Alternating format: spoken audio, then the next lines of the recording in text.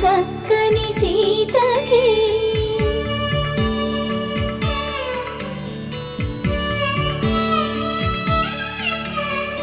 ఎర్ర జాబిలి చేయి రాముడేడని అడుగుతుంటే